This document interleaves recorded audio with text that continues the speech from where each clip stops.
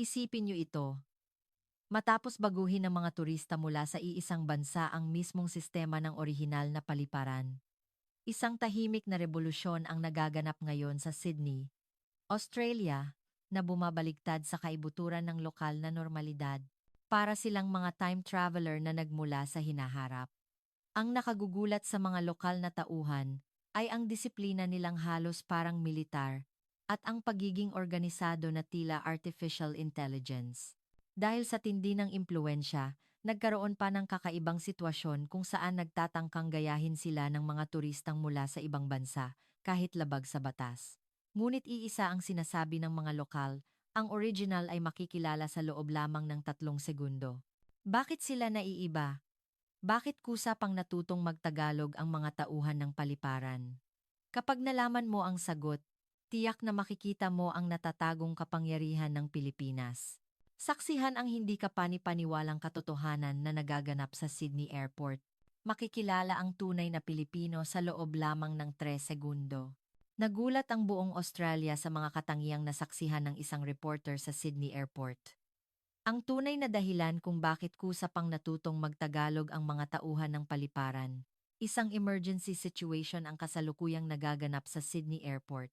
Kapag sila'y dumating, nag-iiba ang buong kapaligiran ng paliparan. Sinasabing yanig ng mga hindi kilalang turistang Asyano ang buong Australia, ngunit kamakailan lamang, may mas nakakagulat na nangyari, nagsimula na silang gayahin ng mga tagatsina. Ngunit ang peke ay makikilala sa loob lamang ng 3 segundo. Mukhang may kakaibang DNA ang mga tunay na Pilipino. Mula sa paliparan hanggang sa mga pook pasyalan, nagkaroon ng mga espesyal na paraan upang makilala ang tunay at ang peke, at nag-uunahan na rin ang mga airline company na makuha ang ruta na ito. Ano nga ba ang kakaiba sa kanila? At bakit nagtatangkang gayahin sila ng mga tagatsina? Ako si Charlotte Walker. 20 taon na akong nagtatrabaho bilang reporter sa Sydney Morning Herald. Hindi ko inakala na babaguhin ng araw na iyon ang aking buhay. 8:15 ng umaga, umiinom ako ng flat white sa isang cafe malapit sa Circular Quay.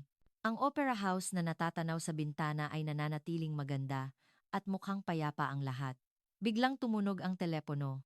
Nang makita ko ang pangalan sa screen, nanlamig ang aking likod. Brandon Kingsford Smith, Operations Director ng Paliparan.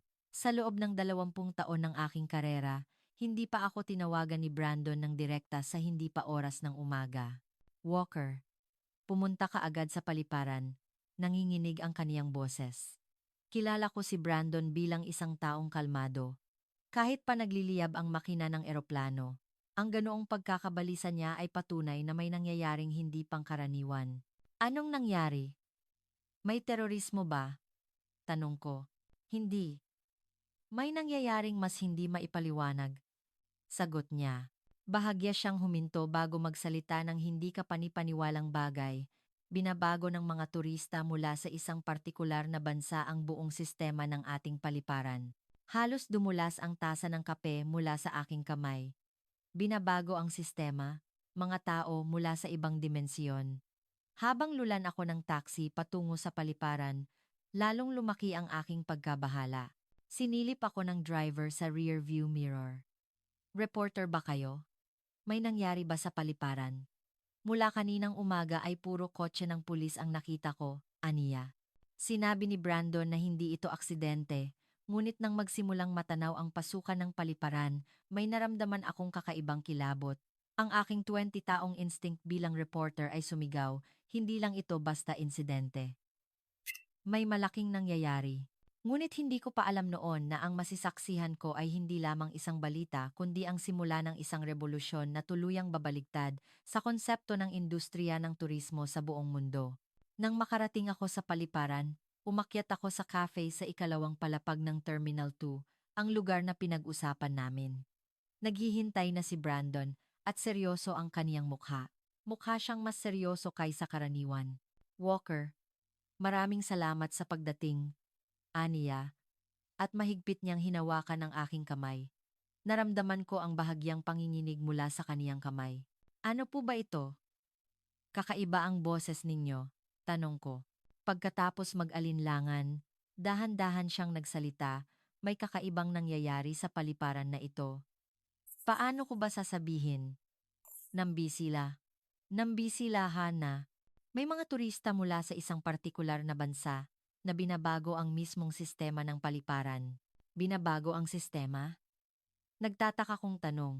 Oo, binabago na nga nila pati ang work schedule ng mga tauhan. Noong una, inakala ko na nagkataon lang. Pero ngayon, sigurado na ako. Hindi ito nagkataon. Ito ay isang sistematiko. Hindi, ito ay isang natural na pangyayari na may kaugnayan sa kultura, paliwanag niya. Sumandal ako sa sandala ng silya at pinag-isipan ang kaniyang sinabi, Kingsford Smith, ang pinakamalaking paliparan sa Australia, na ginagamit ng mahigit 40 milyong pasahero taon-taon. Hindi ka panipaniwala na nagbabago ang sistema dahil sa mga turista mula sa isang partikular na bansa. Sa totoo lang, noong una, inakala ko na ako lang ang nahihibang, ngunit ganoon din ang sinasabi ng ibang mga tauhan. Lalo na ang mga tauhan sa check-in counter at security check, pati na rin ang mga cleaner. Ano po bang klaseng pagbabago iyan? Tanong ko. Lumingon si Brandon sa paligid at bumulong. Ang mga taong ito ay kumikilos na parang militar. Ngunit mas sistematiko at mas epektibo kaysa sa militar. Lahat ay planado, at wala talagang delay o pagkakamali, nakakatakot noong una. Mula saan ang mga turistang ito? Makikita mo kung personal mo itong masasaksihan. Puwede ka bang bumalik bukas ng 7 a.m.? Iyon ang oras na pinakamalinaw makikita. Tuwing Martes at Biyernes ng umaga ang dagsa ng kanilang pagdating at pag-alis. Aniya, tumango ako. Ganap na napukaw ang aking kuryosidad bilang isang reporter. Ang seryosong ekspresyon at boses ni Brandon ay nagsasabi na hindi ito basta exaggeration. Sige po. Makikita tayo bukas. Talagang nakakaintriga. Sabi ko, Walker, may isang bagay akong gustong sabihin. Hindi lang ito tungkol sa tourism trend. Nararamdaman ko na ito ang simula ng isang mas malaking pagbabago. Isang bagay na babago sa konsepto ng turismo na alam natin. Kinabukasan, 6:30 a.m., mas maaga akong nagising kaysa karaniwan. Naligo ako, kumain ng mabilis na almusal, at pumunta sa paliparan. Malamig ang hangin sa umaga, ngunit ang kuryosidad ko bilang reporter ang nagpaalis sa antok ko. Maaga pa nang dumating ako sa paliparan, ngunit marami ng tao. Gaya ng sinabi ni Brandon, 7 a.m. ang magiging tagpuan sa paligid ng departure gate sa unang palapag ng Terminal 1. Dumating ako ng mas maaga at inobserbahan ang karaniwang sitwasyon sa paligid. Ang Kingsford Smith Airport sa umaga ay may kakaibang atmosfera, pagod at paika-ikang naglalakad na mga turista, mga businessman na nagmamadaling hanapin ang kanilang gate, mga pamilya na hirap sa mabibigat na maleta. Lahat ay abala sa pagpunta sa kani-kanilang destinasyon. Umorder ako ng long black sa cafe at umupo sa tabi ng bintana at sinimulang obserbahan ang mga tao. Doon na nagsimula. Bigla, isang napakakakaibang tanawin ang nagsimulang magpakita sa isang sulok ng paliparan. Maraming tao ang kumikilos na parang isang organic organism, hindi nagkakagulo. Noong una, inakala kong group tour lang, ngunit may kakaiba. Walang sino man ang lumalabas sa linya, at gumagalaw sila sa perpektong pormasyon. Wow! Ano iyon? Hindi ko sinasadyang bulong. Ang mas nakakagulat pa ay ang mga smartphone na hawak nila.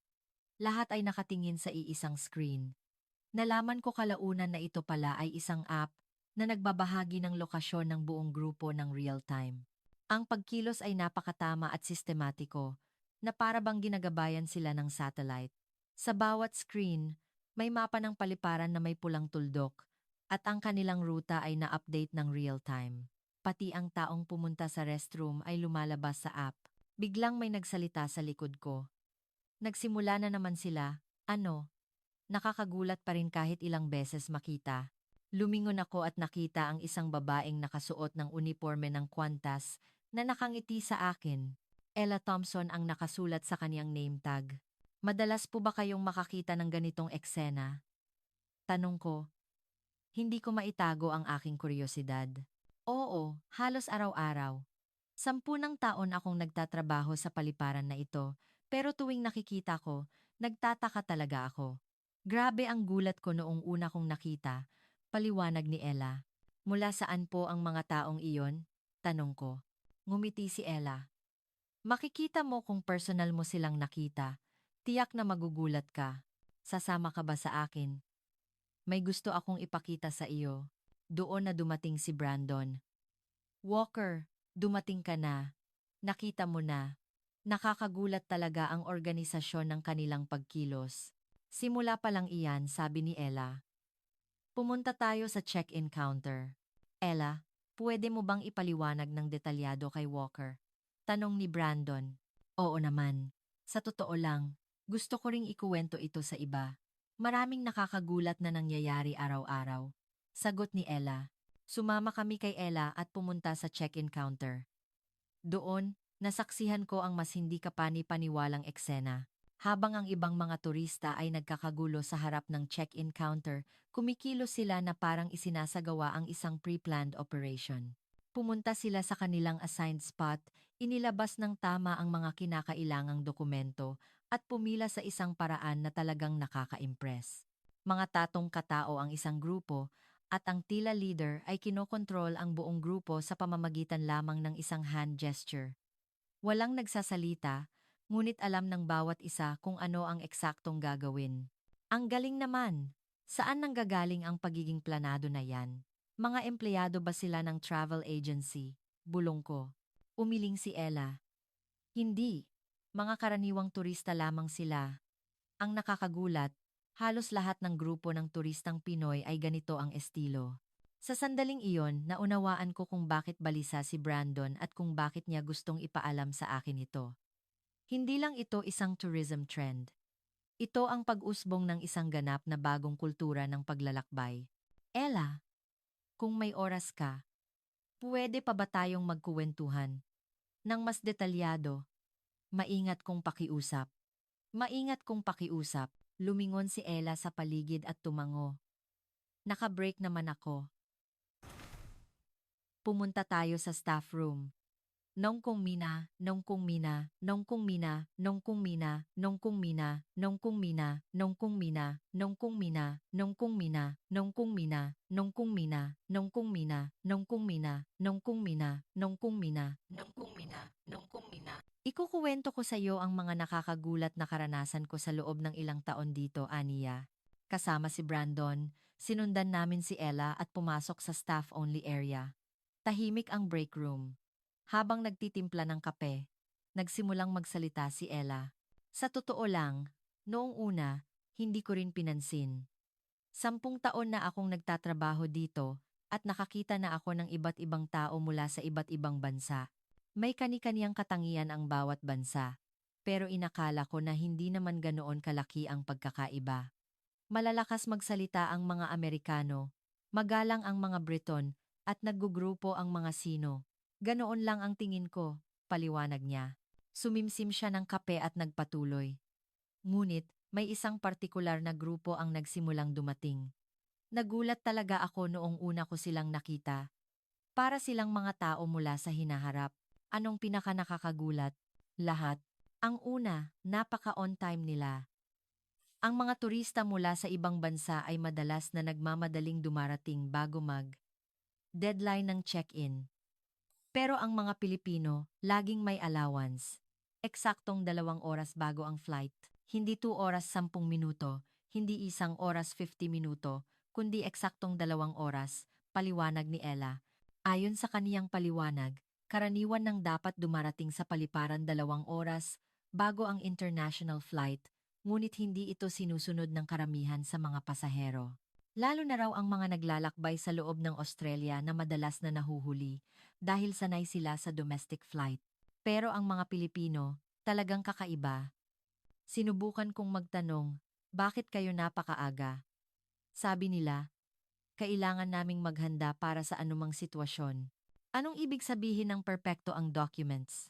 Siyempre, kasama ang pasaporte, visa, at boarding pass. Pero pati ang timbang ng bagahe, eksakto nilang tinatama. Ang ibang pasahero, tinatantiya lang ang timbang habang nag-eempake. Pero ang mga Pilipino, sinesigurado na nasusukat nila ito ng tama sa bahay. Eksakto sa 23 kilograms. Ni minsan, hindi ko pa nakitang nagbayad sila ng excess baggage fee, anya. Nagulat talaga ako sa kwento niya. Naalala ko ang sarili kong karanasan noong minsang nagmamadali ako sa paliparan dahil sa timbang ng bagahe. Naalala ko na nagbayad ako ng 1DO point para sa excess fee. Kaya ang bilis talaga nilang mag-check-in. Karaniwan, 3 hanggang 5 minuto ang kailangan para sa isang pasahero. Pero ang mga Pilipino, natatapos sa loob lamang ng 1 minuto. Handa na ang lahat. Parang conveyor belt sa pabrika. Ipakita ang pasaporte, ilagay ang bagahe, at tanggapin ang boarding pass, paliwanag ni Ella. Nag-alinlangan ng bahagya si Ella bago nagkuwento ng mas nakaka-interes. Sa totoo lang, noong una, nag-aalangan ako. Inakala ko na may mali kaming nagawa. Ang ibang pasahero, nagtatanong at nagkukumpirma ng maraming bagay, pero ang mga Pilipino, wala silang tanong. Alam na nila ang lahat. Anong ibig sabihin ng alam na nila ang lahat? Gate number, oras ng pagsakay, pati ang layout ng paliparan. Minsan, mas alam pa ng isang Pilipinong pasahero ang gate change kaysa sa akin. Nagulat ako at nalaman ko na tinitingnan pala nila ang real-time na app ng paliparan. Noong una, medyo kakaiba ang pakiramdam, pero ngayon, nagpapasalamat talaga ako, aniya, at sumaya ang mukha niya. Sila ang pinaka-stress-free na handle-in. Nagiging madali talaga ang trabaho. Ang ibang pasahero, 5 hanggang 10 minuto ang check-in, pero ang 30 katao na grupo ng Pilipino, natatapos sa wala pang 20 minuto, dagdag niya. Kumpara sa ibang bansa, ano pa ang pagkakaiba? Tanong ko. Nag-isip si Ella at nagbigay ng mga detalyadong halimbawa. Ang mga pasahero mula sa Amerika at Europa ay kadalasang individualistic. Ginagawa nila ng mag-isa, kaya maraming pagkakamali at matagal. Sa kabilang banda, ang mga Pilipino ay kumikilos ng paggrupo, ngunit napakatahimik at organisado. Anong ibig sabihin ng tahimik? Hindi sila malakas magsalita. Mukhang iniiwasan nilang maging perwisyo sa ibang pasahero at hinding-hindi sila nagrereklamo. Kapag na-delay o may problema ang flight, tahimik lang silang naghihintay. Ginagamit pa nila ang oras na iyon para mag-aral o iba pang bagay, paliwanag niya. Talagang nakaka-impress ang bahaging ito. Karaniwan kapag may problema ang flight, marami ang nagpoprotesta o nagreklamo, ngunit iba ang mga Pilipino. Minsan, may nangyaring talagang nakaantig. Na-delay ng 2 oras ang check-in dahil sa pagkasira ng makina. At nagalit at nagprotesta ang lahat. Ngunit ang mga Pilipinong turista, tahimik lang na naghintay at sa halip, in-encourage pa kami. Kaya ninyo iyan. Dahan-dahan lang po. Sabi nila, may isa pa nga na nagbigay sa amin ng pasalubong na snacks mula sa Pilipinas. At sabi niya, kainin ninyong lahat, mga staff, maluhaluhang kuwento ni Ella. Nagpapasalamat talaga kami noon. Stress na stress din kasi kami, pero nabigyan kami ng lakas ng loob ng mga salitang iyon, aniya. Palabas na kami ng break room nang biglang may naalala si Ella at huminto. Ay, oo nga pala. Walker, may gusto talaga akong ipakita sa iyo. Magugulat ka talaga, aniya. Ibininalik niya kami sa check-in counter. Sa likod ng counter, sa staff-only space, may maliit na kahon ng mga dokumento at kumuha siya ng isang papel mula roon. Nakalimutan ito ng isang grupo ng Pilipino kahapon. Naisip kong ilagay sa lost and found, pero napakagaling, kaya iningatan ko, paliwanag niya. Pagkatanggap ko ng papel, hindi ako nakapagsalita. Sa unang tingin, mukha itong karaniwang itinerary, ngunit nang suriin ko ito ng mas detalyado, higit pa ito sa isang itinerary. Na-overwhelm ako sa dami ng nakasulat sa isang A4 na papel. Ang schedule ay detalyadong nakasulat bawat oras, at ang eksaktong oras ng pagdating at pag-alis sa bawat lugar ay nakatala. Pati ang oras ng biyahe ay nakalkula bawat minuto. 9 a.m. pagdating sa Opera House. 9:30 a.m. guided tour. 10:30 a.m. coffee break sa Harborview Cafe. 11 a.m. pag-alis. 11:15 a.m. pagdating sa Harbor Bridge. W7 to sa 3 p.m. pagdating sa Bondi Beach. Ganoon ang detalyadong plano ng buong schedule. Ang mas nakakagulat, nakalista ang tinatayang oras ng paghihintay at dami ng tao sa bawat lugar. Karaniwang oras ng paghihintay sa Opera House Tour tuwing weekday AM, 20 minuto. Weekend AM, 35 minuto. Pylon lookout ng Harbor Bridge. Bumababa ang bisita sa hapon. Oras ng paghihintay, wala pang 10 minuto. Ganoong detalye ang nakasulat. Ang galing naman. Paano nila nalaman ang lahat ng impormasyon na ito? Gulat kong tanong. Ngumiti si Brandon at sumagot. Hindi pa tapos iyan. Tingnan mo ang likod. Ang likod ay puno ng mas detalyadong impormasyon. Kasama ang map ng Sydney Transport System na may nakasulat na bus interval at tinatayang oras ng biyahe ng bawat ruta. Pati ang impormasyon tungkol sa panahon ay kasama. Tsansa ng ulan, 30%. Maghanda ng payong. Temperatura, 22 degrees C. Inirerekomenda ang manipis na jacket. UV index, mataas. Kailangan ng sunscreen. Mayroon pang ganoong detalye. Ang pinaka-nakakagulat ay ang emergency plan. Plan B, kung sold out ang Opera House Tour, magpalit sa Harbor Bridge Pylon Lookout. Plan C, kung umuulan, i-advance ang shopping sa Queen Victoria Building. Plan D, kung may high tide warning sa Bondi Beach, magpalit sa Coogee Beach. Lahat ng sitwasyon ay may alternative plan. Nakasulat pa ang pros at cons at tinatayang gastos ng bawat plan. Ang galing talaga ng mga taong ito. Napakasistematiko ng paglapit nila sa paglalakbay. Tapat kong paghanga. Nagpakita ng isa pang papel si Ella. Ito naman ang shopping list. Nakalimutan din ng Pilipino. Magugulat ka rin dito. Aniya, ang shopping list ay nakakagulat din. Ang presyo bawat brand ay nakasulat sa Australian dollar at Philippine peso ng sabay at ang lokasyon at oras ng bukas ng bawat tindahan ay eksaktong nakatala. Tim Tam Original, Woolworths, Sadian Wuling, T, I, N, D, A, H, A, N, N, G, J, A, Lashe, A, N, E, S, A, I, M, P, O, R, T, E, D, G, O, O, D, S, B as salila, Lubay, Ta, R, A, S, Y, O, Nan, G, M, A, Y, P, A, G, A, Kau, A, I, B, A, Madade A asalaana, Lambay, M, A, N, U, K, A, H, O, N, E, Lai, M, G, O, Wubay Wusher, C, O, L, E, S, S, La 5. Tindahang Japanese imported goods. 600. Press. Siyong may pagkakaiba. -200. Manukahani MGO 550 plus. Kohl's. 35. Department store sa Pinas. 7,000. Presyong may pagkakaiba. 3,000. UGG Boots Classic Short, David Jones. $220. Online sa Pinas, 28,000. Presyong may pagkakaiba. 3,000. Ganoon ang paghahambing ng presyo ng lahat ng produkto. Ang mas nakakagulat pa, isinaalang-alang pa ang pagbabago ng exchange rate. Exchange rate, 1 AUD 838. Bilihin kong mababa ang piso. Anong nangyayari? Parang expert na sila.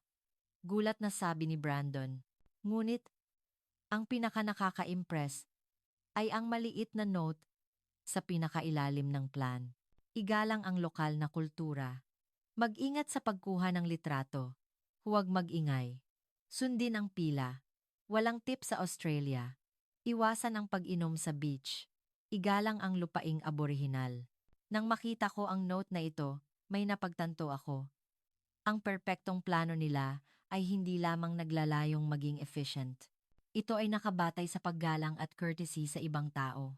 Pagkatapos makita ang plan, lalo akong na-curious. Paano nagpapakita sa aktwal na paglalakbay ang perpektong paghahandang ito? Doon, nagbigay ng magandang mungkahi si Ella. Walker, may kaibigan akong flight attendant ng Jetstar. Siya ang madalas na humahawak sa rutang Pilipinas. Marami siyang nakaka-interes na kuwento. Agad akong tumango. Nakakagulat ang sitwasyon sa paliparan, ngunit na-curious ako kung ano ang hitsura nila sa loob ng eroplano. Pagkalipas ng isang oras, nakipagkita ako kay Caitlin Brown sa crew break room ng Jetstar. Siya ay isang veteran flight attendant na may 15 taong karanasan at siya ang madalas na humahawak sa rutang Sydney-Maynila. Kumusta? Nabalitaan ko kay Brandon na gusto mong malaman ang tungkol sa mga pasaherong Pilipino, nakangiting sabi ni Caitlin. Iba ang simula ni Caitlin. May kakaibang ngiti sa kaniyang mukha, na para bang handa siyang magkuwento ng isang nakakatuwang bagay. Sa totoo lang ang rutang Sydney-Maynila ay napaka-popular sa amin, mga flight attendant. Lahat ay gustong humawak sa rutang ito. Kahit ang mga senior ay gusto ito, aniya. Bakit po? Nagtataka kong tanong. Nagiging napakagaan ng trabaho. Napakaiba sa ibang ruta. Paano ko ba ito sasabihin? Parang tinutulungan kami ng mga pasahero sa trabaho namin, paliwanag ni Caitlin. Sumimsim siya ng kape at nagsimulang magpaliwanag ng detalyado.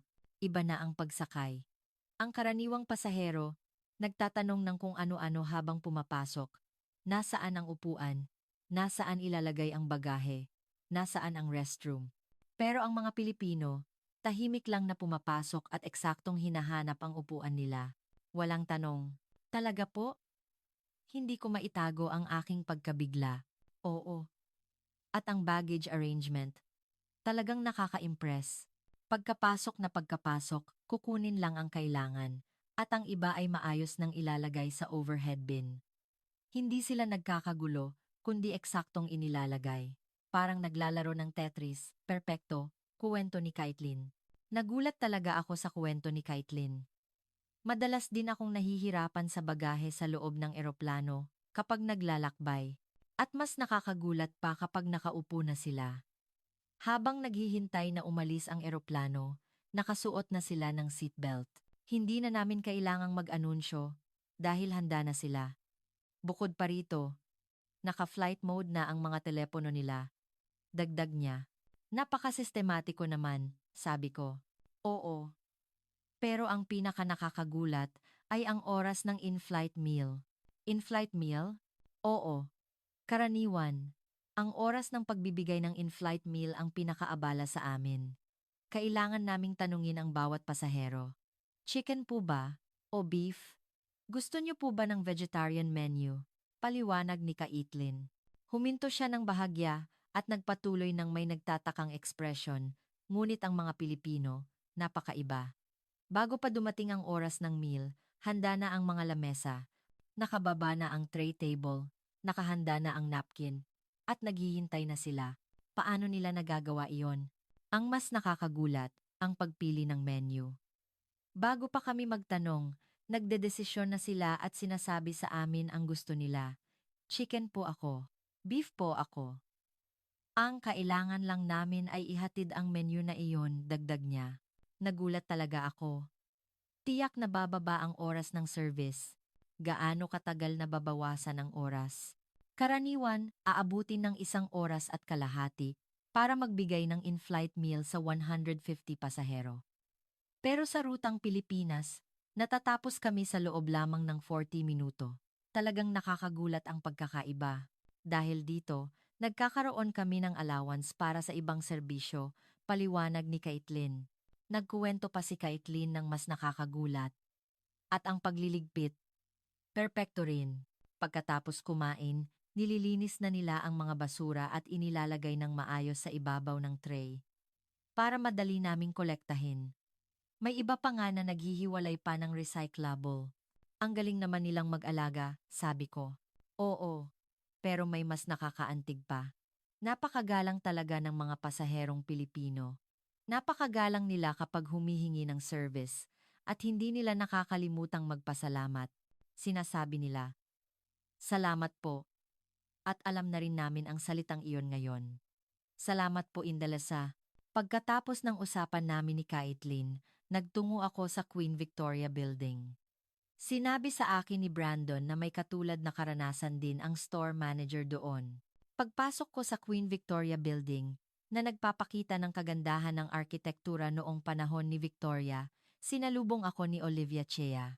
Siya ay isang veteran na nagmamanage ng mga luxury brand store sa loob ng 2 taon at humawak na ng mga customer mula sa iba't ibang bansa. Kumusta? Nabalitaan ko kay Brandon na gusto mong malaman ang shopping style ng mga Pilipino, nakangiting sabi ni Olivia. May kakaibang ngiti sa mukha ni Olivia, na para bang handa siyang magkuwento ng isang nakaka-interes na bagay. Sa totoo lang, ang mga Pilipino ay talagang espesyal na customer sa aming tindahan. Napakaiba ng paraan nila ng shopping kumpara sa ibang bansa, aniya. Anong pagkakaiba? Kuryoso kong tanong. Una, bago pa sila pumasok, tapos na ang lahat ng paghahanda. Karaniwan, ang mga customer ay pumupunta sa tindahan, tumitingin, nagtatanong ng presyo, at nag-iisip, hindi ba? Paliwanag ni Olivia habang ginagabayan ako sa likod ng tindahan. Ngunit ang mga Pilipino, alam na nila ang eksaktong bibilhin bago pa sila dumating. Pagkapasok, pupunta sila sa eksaktong lokasyon ng produkto at sasabihin ang eksaktong model name at kulay. Halimbawa, Chanel Classic Flap Bag, medium size, black caviar, gold chain, please. Ganoon, dagdag niya. Nakakagulat talaga. Matagal din akong nag-iisip at tumitingin kapag pumupunta sa mga luxury brand store. Paano nila nalaman ng ganoon ka-eksakto? Nalaman ko na nagtapos na pala ang lahat ng research sa bahay pa lang. Tinitingnan nila ang impormasyon ng produkto sa internet, ikinukumpara ang presyo, at alam na rin nila pati ang lokasyon sa loob ng tindahan. Minsan, mas alam pa ng Pilipino ang arrival date ng bagong produkto kaysa sa akin, kuwento ni Olivia. Nagulat ako nang ipakita ni Olivia ang note ng isang Pilipino. Nakakumbaga ang presyo ng parehong produkto sa Sydney, Melbourne at Brisbane sa Australian dollar at Philippine peso. Tingnan mo ito. Pati ang pagkakaiba ng presyo bawat taon at ang tax rate ay nakalkula. At isinasaalang-alang pa ang exchange rate para magpasya kung kailan ang pinakamagandang oras bumili, paliwanag niya. Talagang expert na sila, sabi ko. Oo. Noong una, nag-aalangan kami. Mas alam pa ng customer ang produkto kaysa sa amin. Pero ngayon, mas madali. Hindi na namin kailangang magpaliwanag, aniya. Nagkuwento pa si Olivia ng mas nakaka-interes. At kamakailan lang, napakakakaiba ng paraan nila ng shopping. Habang nanonood ng live stream. Live stream? Oo. Sa Pilipinas, popular daw ang live stream tungkol sa shopping. Pumupunta ang Pilipino sa tindahan at nagla-livestream habang nagsha-shopping gamit ang smartphone nila. Nagbibigay ng advice ang mga manonood ng real-time, paliwanag niya. Nakakagulat talaga. Hindi ko inakala na magsasabay ang shopping at broadcasting.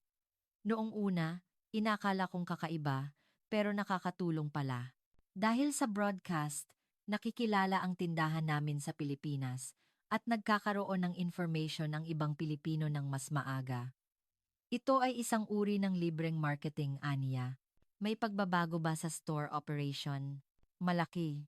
Nagbigay kami ng mas maraming stock ng mga produktong madalas hanapin ng Pilipino at nagsimulang mag-aral ng impormasyon ng produkto sa Tagalog ang mga tauhan. Bukod pa rito, kumuha kami ng staff na marunong magtagalog, dagdag niya. Pagkatapos ng pagkikita namin ni Olivia, nagtungo ako sa Darling Harbor. May feeling ako na makakakita ako ng isa pang nakaka-interes na eksena sa lugar na ito na kumakatawan sa waterfront ng Sydney. Habang nakaupo ako sa outdoor terrace ng Darling Harbor, may nakita akong talagang kakaiba. Maraming turistang Asyano ang abalang nagtatrabaho gamit ang laptop nila na may magandang tanawin ng harbor sa likod.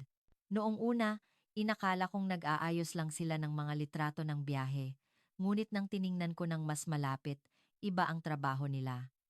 Naka-video conference sila. Naka-video conference sila. Ang kakaiba naman, bulong ko habang pinapanood sila. May isang babae na umiinom ng flat white habang may meeting sa kaniyang mga kasamahan sa screen ng laptop. Nakaka-impress ang hitsura niya habang nagpapalitan ng mga ideya para sa negosyo na may magandang tanawin ng Sydney sa likod.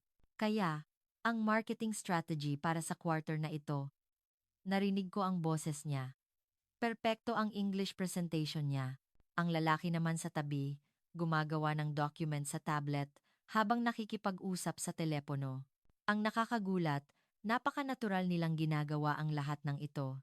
Pagkatapos kong magmasid ng ilang sandali, naramdaman ng babaeng nagtatrabaho sa laptop ang tingin ko at tumingala. Reporter po ba kayo? Mukha kasing may pinagmamasdan kayo, tanong niya. Oo, tama. Reporter ako ng Sydney Morning Herald. Kung okay lang, puwede ko po ba kayong interviewin? Pakiusap ko. Sige po. Sandali lang. Tatapusin ko lang ang meeting, aniya. Sinabi niya sa kaniyang mga kasamahan sa screen na tapos na ang meeting at sinara ang laptop, at inanyayahan niya ako sa kaniyang upuan.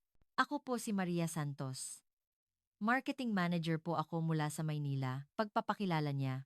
Nagtatrabaho po kayo? Hindi ba kayo nagbabakasyon? Tanong ko.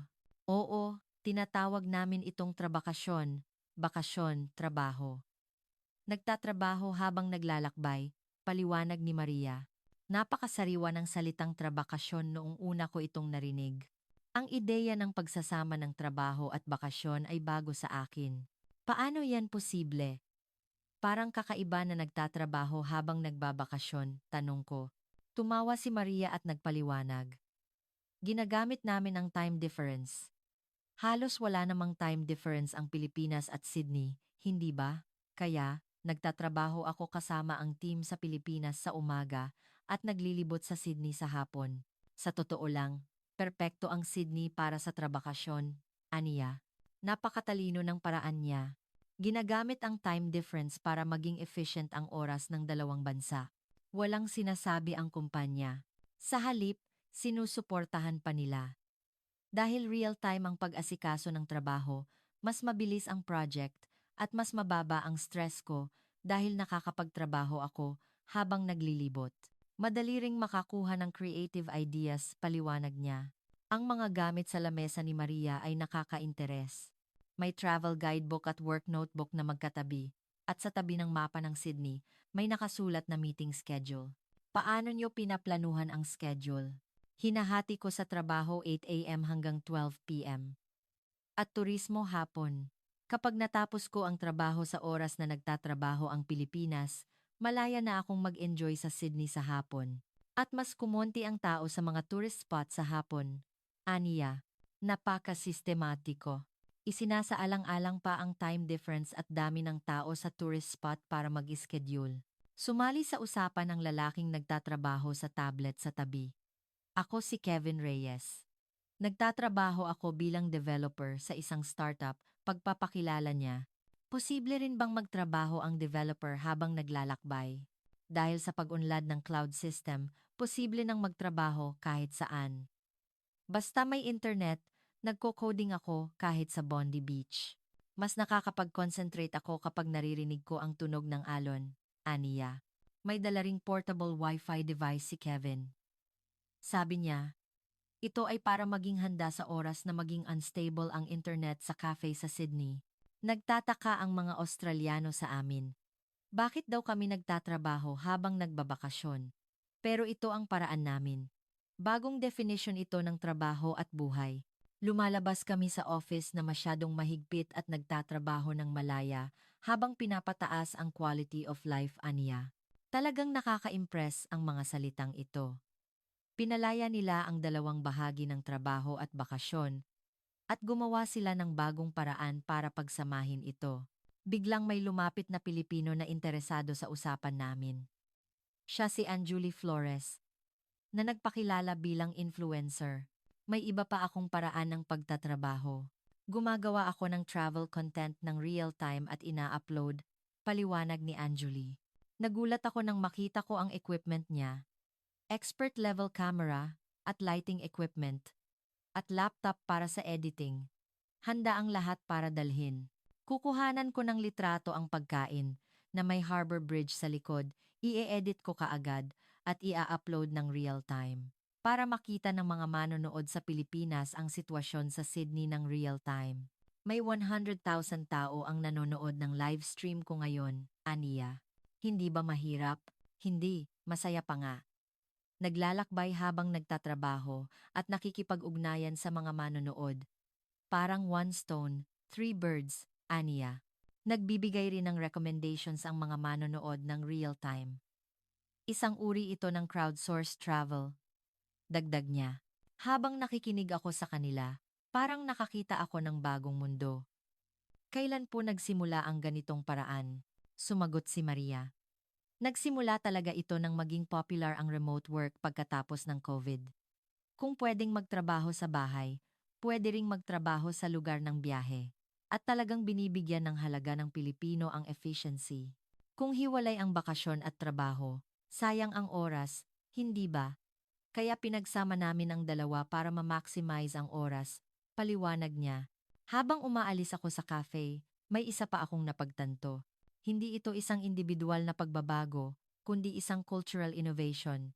Ito ay isang ganap na bagong paraan ng pagpapataas ng quality of life habang ginagamit ng perpekto ang oras. Anong epekto kaya ang ganitong individual na pagbabago sa buong sistema ng paliparan? Para malaman ang sagot, bumalik ako sa Kingsford Smith Airport. Sa pagkakataong ito, dinala ako ni Brandon sa isang espesyal na lugar, ang Airport Control Room. Doon, nakilala ko si Jaden, ang Veteran Control Room Manager. 20 taon na siyang nagpapatakbo ng paliparan at siya ay expert sa passenger flow analysis. Walker, may gusto akong ipakita sa iyo na talagang nakaka-interes na data. May nakakagulat na pagbabago sa paliparan na ito sa loob ng ilang buwan, sabi ni Jaden. Pagpasok ko sa control room, maraming monitor ang sumalubong sa akin. Ang real-time footage ng bawat sulok ng paliparan ay ipinakita at makikita ang paggalaw ng mga pasahero. Para akong nakatingin sa isang malaking chessboard mula sa itaas. Ito ang footage na kinunan 3 buwan na ang nakalipas, sabi ni Jaden habang itinuturo ang isang screen. Sa screen, makikita ang karaniwang sitwasyon sa paliparan, mga pasahero na gumagalaw ng random, mga taong nalilito dahil hindi alam kung saan pupunta, at mga turista na nahihirapan sa bagahe. Karaniwang pangyayari sa paliparan. Gaya ng nakikita mo, ang karamihan sa mga pasahero ay gumagalaw ng hindi efficient. Paulit-ulit silang pumupunta sa parehong lugar, at maraming hindi kinakailangang movement. Sa karaniwan, naglalakad sila ng 2.5 kilometers mula check-in hanggang gate, paliwanag niya. Pero ito ang recent footage, sabi ni Jaden habang binubuksan ang isa pang screen. Nagulat ako. Parehong espasyo, pero ibang-iba ang hitsura. Ang isang partikular na grupo ng mga pasahero ay gumagalaw ng natural na parang dumadaloy ang tubig, ngunit napaka-efficient din. Check-in counter, security check, duty-free, lahat ng movement ay mukhang optimized. Nakakagulat talaga. Paano nangyari ang ganoong pagkakaiba? Noong una, hindi rin namin maunawaan. Pero nang inanalyze namin, nagre-research pala ang mga Pilipino tungkol sa layout ng paliparan bago pa sila umalis sa bansa. Gumagalaw sila na kinakalkula ang pinaka-optimized movement. Ang average travel distance ay 1.2 kilometers. Naiiwasan nila ang kalahati ng distansya, paliwanag ni Jaden. Inilabas ni Jaden ang tablet at nagpakita ng mas detalyadong data. Ito ang result ng analysis ng passenger movement pattern. Ikinumpara namin ang average stay time ng karaniwang pasahero at ng Pilipinong pasahero. Nagulat talaga ako nang makita ang graph na lumabas sa screen. Ang oras na kailangan mula check-in hanggang pagdating sa gate ay average na 2 oras 30 minuto para sa karaniwang pasahero, ngunit 1 oras 30 minuto lang para sa Pilipinong pasahero.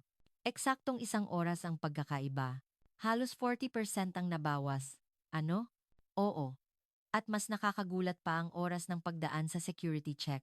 Ang karaniwang pasahero ay umaabot sa 25 minuto, ngunit ang Pilipinong pasahero ay wala pang 10 minuto. Dagdag niya, bakit po ganoon ang pagkakaiba? Perpekto ang paghahanda nila. Ang mga likido ay inilalagay sa hiwalay na bag, at ang laptop at tablet ay inilalagay ng handang ilabas.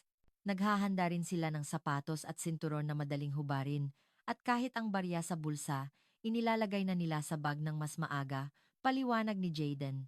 Talagang sistematiko. Inaasahan na nila ang lahat ng procedure at naghahanda ng mas maaga. Ngunit ang efficiency na ito ay may epekto rin sa ibang mga pasahero, sabi ni Jaden habang nagpapakita ng isa pang data. In-analyze namin ang movement ng Pilipinong pasahero at nag-adjust kami ng ilang pasilidad ng paliparan. Binago namin ang lokasyon ng signage at inayos ang waiting space. Ang resulta, tumaas ng 15% ang overall movement efficiency ng mga pasahero. Nakakagulat talaga. Ang efficient na pagkilos ng isang grupo ay nagresulta sa pagpapabuti ng buong sistema. Aktibo ring ginagamit ng mga Pilipinong turista ang app ng paliparan, tinitingnan ang real-time na dami ng tao, kinakalkula ang oras ng paghihintay sa security check, at gumagalaw. Tinitingnan pa nila ang lokasyon at availability ng restroom, dagdag niya. Nakapublic ba ang ganoong impormasyon? Oo. Serbisyo iyan na ibinibigay ng app ng paliparan na ito, pero hindi ginagamit ng karamihan sa mga pasahero. Pero ang mga Pilipino, aktibo talagang ginagamit ang mga function na ito. Dahil sa kanila, napilitan kaming improve pa ang app, paliwanag ni Jaden. Nagpatuloy si Jaden sa pagpapakita ng nakaka-interes na data. Mas mabilis din silang kumuha ng bagahe kaysa sa ibang bansa. Tinitingnan na nila ang lokasyon ng baggage carousel at naghihintay na sa pinaka-efficient na lugar. Kinakalkula pa nila na ang pinakamagandang lugar ay eksaktong 3M sa likod ng kung saan nagsisimulang umikot ang carousel. Kinakalkula na nila ang lahat ng mas maaga, sabi ko. Oo. Kaya, nagawa rin naming pag-aralan ang pattern ng Pilipino at magbigay ng mas magandang service sa ibang pasahero. Halimbawa, nang ipakita namin ang pinakamagandang waiting position sa paligid ng baggage carousel, nabawasan ng 20% ang overall baggage claim time, paliwanag niya. Ang pinakahuling ipinakita ni Jaden ay talagang nakaka-impress. Ang result ng Airport Satisfaction Survey. Ang satisfaction rate ng Pilipinong pasahero sa airport service ay 93%. Kung ikukumpara sa average na 78% ng ibang bansa, napakataas nito. Ano po ang dahilan ng mataas na satisfaction? Dahil sa palagay ko, ang lahat ay nasa loob ng inaasahan. Dahil nagplano na sila at naghanda ng mas maaga, wala masyadong unexpected situation. Sa kabilang banda, ang ibang pasahero ay madalas na stress dahil mas matagal kaysa sa inaasahan o mas komplikado ang procedure, paliwanag ni Jaden. Talagang lohikal ang analysis. Ang perpektong paghahanda ay humahantong sa mataas na satisfaction. Ngayon, kami na mismo ang nag-aaral ng movement ng Pilipinong pasahero. Inanalyze namin ang kanilang efficient movement at ginagamit namin itong reference sa airport operation. Para kaming nagkaroon ng laboratory. Dahil dito, napakabuti ang pag-improve ng overall operation efficiency ng paliparan. Mas mabilis at mas madali na ring ginagamit ng ibang pasahero ang paliparan. Ang mga Pilipino ang nagturo sa amin. Dagdag niya. Pag-alis ko sa control room, nakaramdam ako ng matinding paghanga. Nasaksihan ko ang nakakagulat na proseso kung paano ang isang maliit na individual na pagbabago ay humahantong sa innovation ng buong sistema. Hindi lang ito isang tourism trend, kundi ang simula ng isang talagang makabuluhang pagbabago. Pagkatapos umalis sa control room, nagsimula akong maglakad sa paliparan. Ang mga pagbabago na hindi ko nakita noong una akong dumating ay nagsimulang makita. Gusto kong personal na kumpirmahin kung paano nagpapakita ang system improvement na ginawa ni Jaden. Habang naglalakad ako sa terminal, ang unang nakita ko ay ang signage. May mga Filipino translation na idinagdag sa lahat ng dako. Hindi lang ito translation, kundi kasama ang sagot sa mga tanong na madalas itanong ng Pilipino. Ang mga pangunahing direksyon tulad ng baggage claim, money exchange, at duty-free ay kasama, pati na ang detailed information sa Tagalog tungkol sa koneksyon ng airport wifi at transportation papunta sa syudad. Mayroon pang praktikal na impormasyon tulad ng load ng Opal card, ang transport IC card, at ang pinakamabilis na paraan papunta sa syudad ng Sydney. Kinausap ko ang isang staff na nagtatrabaho malapit sa check-in counter. Kailan po inilagay ang mga signage na ito? Nagsimula kaming maglagay isa-isa ilang buwan na ang nakakaraan. Naramdaman namin ang pangangailangan dahil dumami ang Pilipino. Noong una, gumamit kami ng translator, pero tinulungan kami ng mga Pilipino na i-correct ito sa mas natural na Tagalog, kuwento niya. Nagkuwento pa ang staff ng mas nakakainteres. Noong una, nahirapan din kami dahil hindi namin alam ang Tagalog, pero kamakailan lang, nag-aaral na kami ng simpleng Tagalog. Magandang araw po. Salamat po. Kaya na namin ang mga bating ganyan. Bakit po kayo nag-aaral ng Tagalog? Natutuwa talaga ang Pilipino. Kapag binati namin sila sa Tagalog, mas masaya sila at mas palakaibigan. Kaya, kusa kaming natutong mag-aral. Ngayon, kaya na naming sabihin ang mga salitang tulad ng ingat po kayo magandang biyahe, aniya. Talagang nakaantig ito. Naramdaman ko ang pagsisikap na lampasan ang language barrier at lapitan ang isa't isa. Habang naglalakad ako sa duty-free area, may nakita pa akong ibang pagbabago, iba na ang store layout. Ang movement ay mas efficient at mas malawak ang waiting space. Nang tanungin ko ang isang duty-free staff, may nakaka-interes na sagot akong natanggap. Binago namin ang store layout sa pamamagitan ng pag-analyze sa shopping pattern ng Pilipino. Tiningnan namin kung anong produkto ang madalas nilang hanapin at anong movement ang ginagawa nila at inimprove namin para maging mas madali ang shopping. Anong reaction ng ibang customer? Napakabuti. Inimprove namin para sa Pilipino, pero mas madali na ring mag-shopping ang ibang bansa. Lalo na, nang ilagay namin ang section ng Australian products tulad ng Tim Tam, Manuka Honey, at wool products sa tabi ng pasukan, tumaas din ang sales, aniya. Ang mga pagbabagong ito ay makikita sa lahat ng dako. Mas maraming socket para makapag-charge ng cellphone sa resting space at mas mabilis na rin ang bilis ng libreng Wi-Fi. Lahat ng pagbabago ay naglalayong pataasin ang efficiency at convenience. Nagkuwento pa si Patrick, ang security personnel na nakita ko malapit sa security check area, ng mas detalyadong pagbabago. Dahil sa mga Pilipino, nagiging mas madali ang trabaho namin.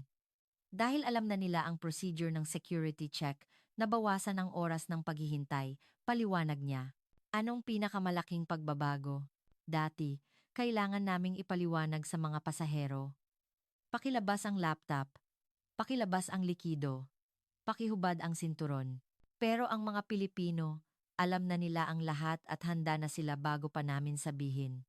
Tinutulungan pa nila ang ibang pasahero na nalilito, dagdag niya. Nagkuwento pa si Patrick ng mas nakakagulat. Nagsimula na ring matuto ang ibang pasahero sa mga Pilipino. Tinitingnan at ginagaya nila kung paano maghanda at anong sequence ang gagawin. Dahil dito, nabawasan ng 30% ang overall security check time. Talagang nakaka-interes na pangyayari. Ang efficient na paraan ng Pilipino ay may epekto rin sa ibang pasahero. Kaya, nabawasan ang overall security check time. Ang mga Pilipino ang naging magandang halimbawa sa amin. Tinatawag namin ang mga Pilipino ngayon na mga walking manual, aniya. Pagkatapos ng huling observation sa paliparan, habang lulan ako ng tren pabalik sa syudad ng Sydney, inayos ko ang mga karanasan ko sa loob ng ilang araw. Habang tinitingnan ko ang tanawin ng Sydney sa labas ng bintana, ang maraming puzzle pieces sa isip ko ay nagdikit-dikit.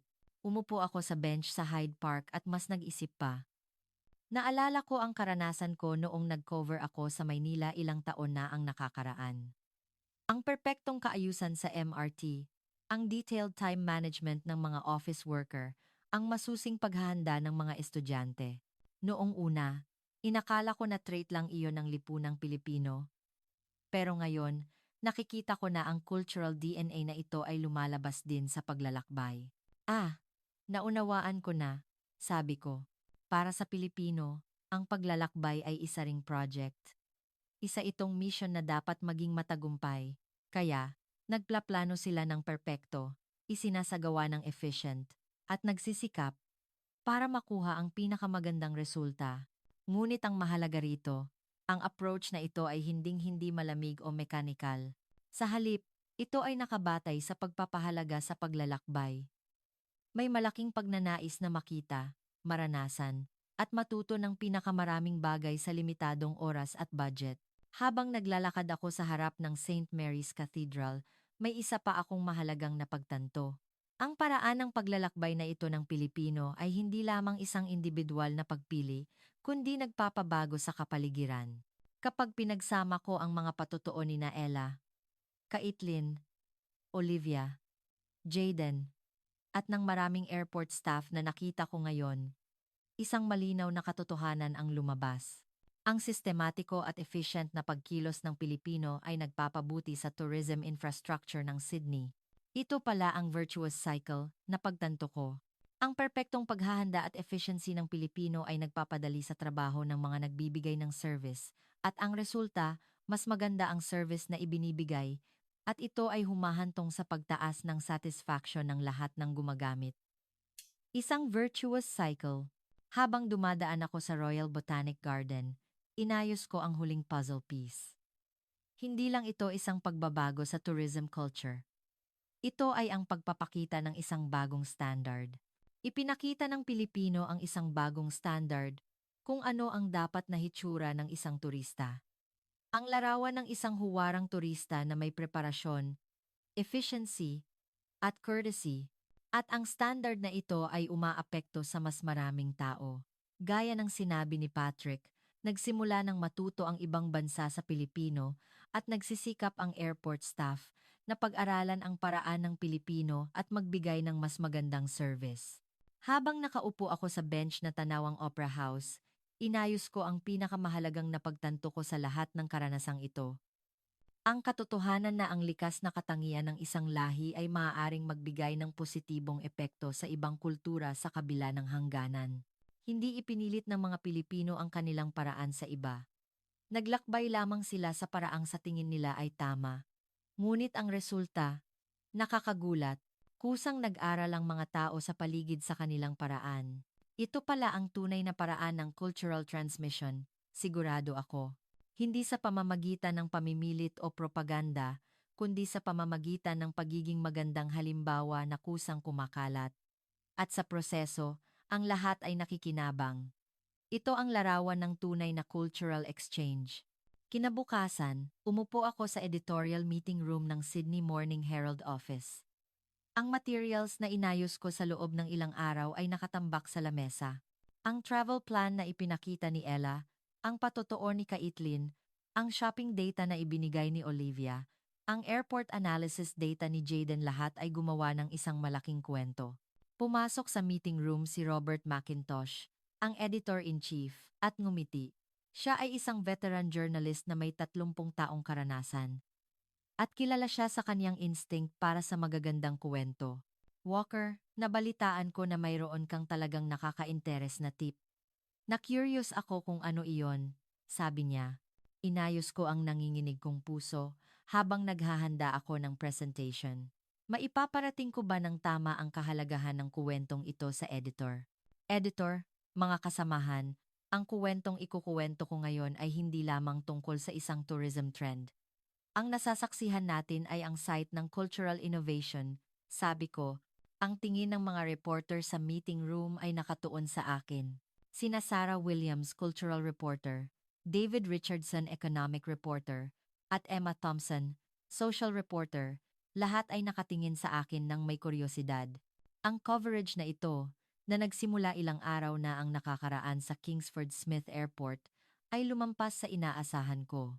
Noong una, inakala ko na isa lang itong simpleng article tungkol sa kakaibang turista, pero ngayon, sigurado ako. Ito ay isang phenomenon na nagbibigay ng makabuluhang pagbabago sa ating lipunan, paliwanag ko. Ipinakita ko ang unang material at nagsimulang magpaliwanag, ang mga litrato na kinunan sa paliparan at ang patotoo ni Ella. Tingnan niyo ang perpektong organization ng Pilipinong turista. Nilalapitan nila ang paglalakbay bilang isang project. Nagplaplano sila ng perpekto, isinasagawa ng efficient, at nagsisikap para makuha ang pinakamagandang resulta, sabi ko. Nagtaas ng kamay si Sarah. Pero, anong espesyal doon? Hindi ba't may mga turistang masusing maglakbay sa lahat ng bansa? Magandang tanong iyon. Inilabas ko ang material ng patotoo ni Caitlin. Oo, May mga individual na masusing maglakbay, pero hindi ito sa antas ng individual. Ito ay isang cultural phenomenon. Pakinggan niyo ang patotoo ng flight attendant ng Jetstar. Ipinaliwanag ko ang nakakagulat na efficiency sa loob ng eroplano na sinabi ni Kaitlin. Binigyang diin ko na ang lahat ay sistematiko at consistent. Ang handa ng table setting, ang pre-selected menu, ang perpektong baggage arrangement. Kung ang pattern na ito ay isang individual na katangian, dapat may pagkakaiba, pero halos walang exception ang mga Pilipinong turista sa pagpapakita ng ganitong hitsura. Hindi ito individual na tagumpay, kundi isang cultural trait, sabi ko. Nagpakita ng interes si David. Anong epekto sa ekonomiya?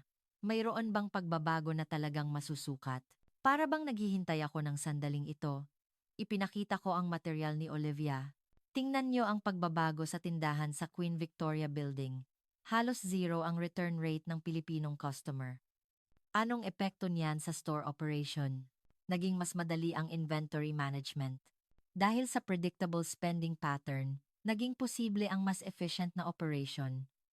At ang pagbabagong ito ay nakakatulong din sa ibang customer. Ang sistemang inimprove para sa Pilipino ay nakikinabang sa lahat ng customer, paliwanag ko. Nagtanong si Emma ng isang nakaka-interes na tanong. Anong social ripple effect? Talaga bang umaapekto ito sa ating lipunan? Ipinakita ko ang data ni Jaden dahil sa tingin ko, ito ang pinakamahalagang bahagi. Ang airport operation efficiency ay tumaas ng 15%.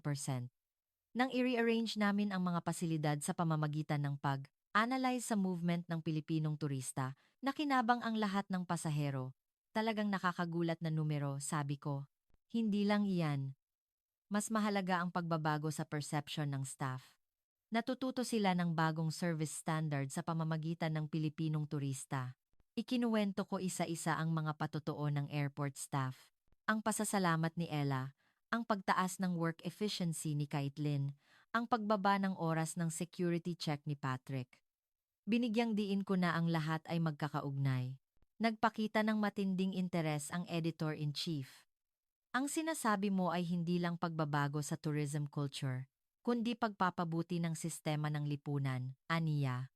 Tama po, editor. At ang pinakanakakagulat, ang lahat ng pagbabagong ito ay nangyayari ng natural, walang pamimilit. Ikinuwento ko ang tungkol sa trabakasyon na kultura.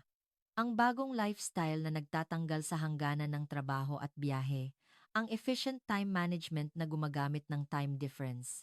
Naglalakbay lamang sila sa sarili nilang paraan, ngunit ang resulta ay nagpapabuti sa kapaligiran. Kusang natututo ang ibang tao. Paliwanag ko, nagbigay ng mahalagang punto si Sarah. Pero, ang perfectionist approach na ito ay baka makabawas sa saya ng paglalakbay. Kung masyadong planado, baka mawala ang spontaneity at ang saya ng aksidenteng pagtuklas. Inasahan ko ang tanong na ito. Noong una, inakala ko rin iyan. Pero ang mga Pilipinong turista na personal kong nakita, hinding-hindi sila mukhang stress. Sa halip mukha pa silang mas may allowance.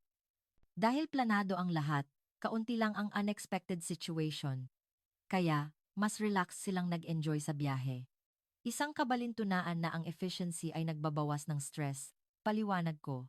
At, kapag tiningnan nyo ang plan nila, may sapat na free time na inilaan. Nakasulat doon, oras para sa aksidenteng pagtuklas. Dagdag ko. Tumango ang editor-in-chief. Talagang nakaka-interes na pananaw.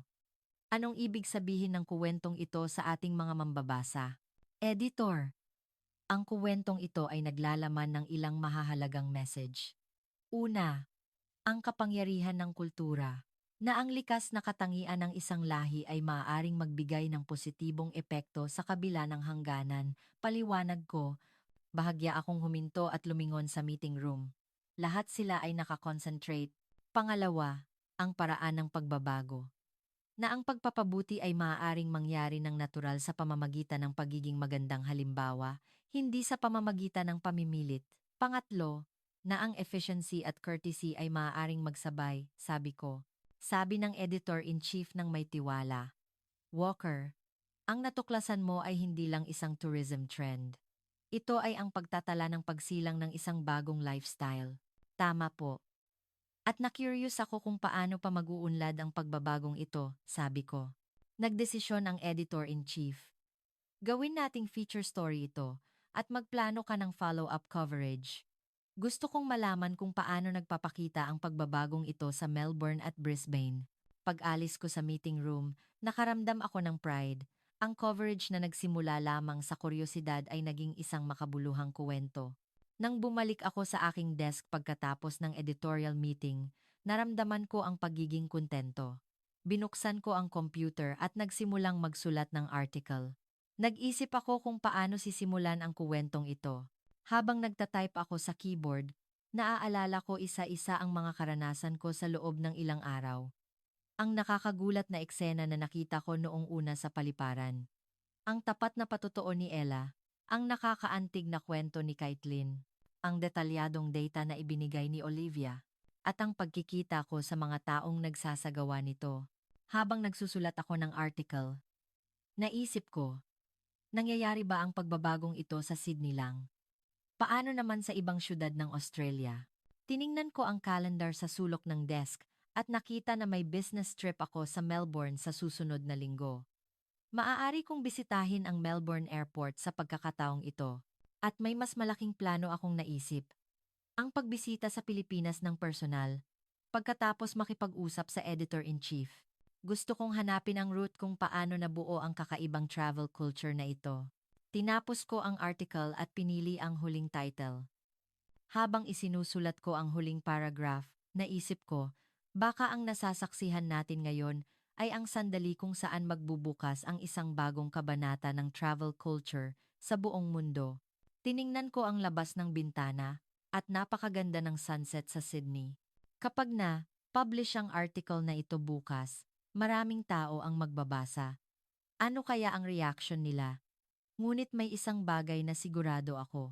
Ang kuwentong ito ay magbibigay ng bagong pananaw sa mga tao, higit pa sa isang simpleng article.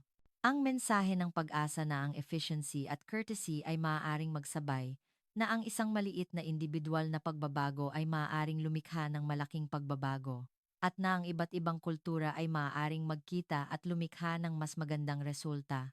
Ang sunset sa Sydney ay nagkulay ginto sa puting sail ng Opera House. Tahimik kong isinara ang notebook ng coverage ko sa loob ng ilang araw. Ang nakasulat doon ay hindi lamang record ng pagkilos ng turista, kundi ang magandang sagot kung paano maaaring mamuhay nang magkasama ang mga tao ng may ginhawa. Noong una kong sinimulan ang coverage, inilarawan ko sila bilang mga time traveler mula sa hinaharap. Ngunit ngayon, naunawaan ko na ang tunay na kahulugan nito. Hindi sila gumamit ng magic para kontrolin ang oras. Pinasalamatan lamang nila ang oras ng iba, gaya ng pagpapasalamat nila sa sarili nilang oras. Ang perpektong paghahanda at pila na nakita ko sa paliparan. Iyon ay isang tahimik na regalo para hindi maghintay ang susunod na taong nakapila. Ang maayos na pagliligpit ng lamesa. Iyon ay isang dinakikitang love letter para maging masaya ang susunod na uupo. Ang efficiency na nakakagulat sa atin ay laging dumadaloy sa ilalim ng compassion para sa iba. Kung magsisikap ka lang ng kaunti, magiging maayos ang daloy ng buong sistema. Kapag nagdikit-dikit ang maliit na courtesy at pagtitiis, ang isang malaking sistema tulad ng lipunan ay nagiging mas maganda at mas mainit. Ang original ay makikilala sa loob lamang ng 3 segundo.